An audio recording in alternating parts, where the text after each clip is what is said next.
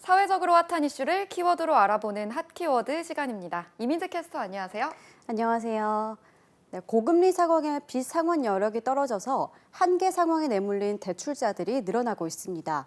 채무 조정을 신청한 사람이 무려 9만 명이 넘었는데요. 가계부채가 눈덩이처럼 커지자 금융당국이 대출 점검에 나섰습니다.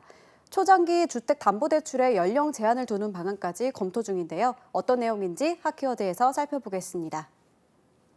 영혼을 끌어모으다 못해 50년 대출이면 평생의 반을 바쳐야 하는 시간인데요. 그런데도 주택 구매를 위한 대출이 늘고 있다죠. 네, 맞습니다. 지난달부터 시중은행 4곳에서 50년 만기 주택담보대출 상품을 잇따라 출시했는데요.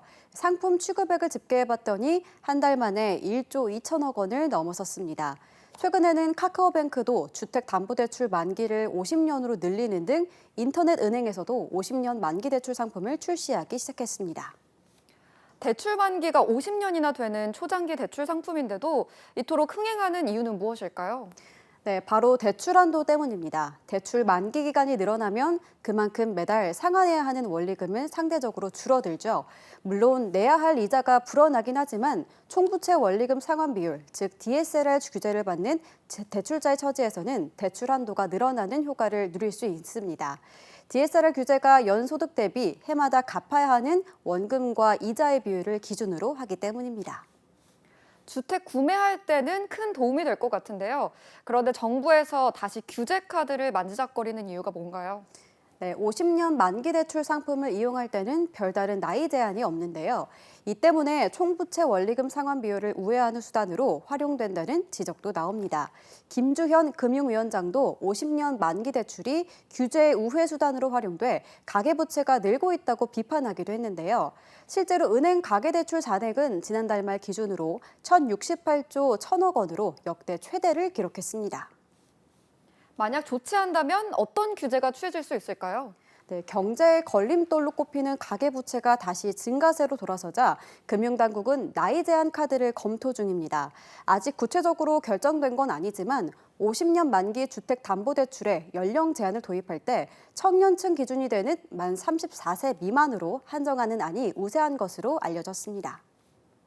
그런데 이렇게 나이를 기준으로 대출을 제한하는 것이 과연 형평성에 맞는 건지 의문도 드는데요. 네, 나이 기준 사실상의 제한이 생긴다면 실제로 가계대출 증가 속도는 좀 느려질지도 모릅니다. 하지만 나이로 딱 제한이 생긴다면 특정 세대를 위한 정책 상품도 아니고 역차별 논란을 피하기는 어려워 보이는데요. 당장 인터넷 커뮤니티에서는 30대 후반, 40대 초반에 주택을 마련하는 사람들이 많은데 주거 사다리를 정부가 치워버리는 것이라는 지적도 있습니다. 만기가 긴 대출은 연간 상환 부담은 적지만 또 그만큼 최종 이자가 커질 수 있는 걸 감수하겠다는 거죠. 그런데도 시중 상품까지 선택의 폭을 제한하는 게 맞냐는 불만이 나오는 겁니다. 그렇다면 장기 주택담보대출이 우리보다 먼저 보편화된 해외에서는 어떻게 대응하고 있었나요? 네, 미국에서는 시중의 주택담보대출에 나이 제한을 두면 불법입니다. 상환 능력을 보지만 나이가 많다고 거절할 수는 없는 건데요. 영국 은행들은 보통 나이 제한을 두는데 역시 상환 능력을 보기 위한 거라서 예외가 되는 상품이 많습니다.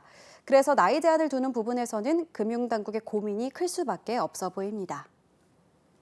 네, 초장기 대출 상품 영향으로 가계대출이 확 늘면서 우려도 갈수록 커져만 가는데요. 50년 만기 주택 담보대출 상품 규제, 과연 어떻게 하는 게 좋을까요? 지금까지 핫키워드 이민재 캐스터였습니다. 고맙습니다.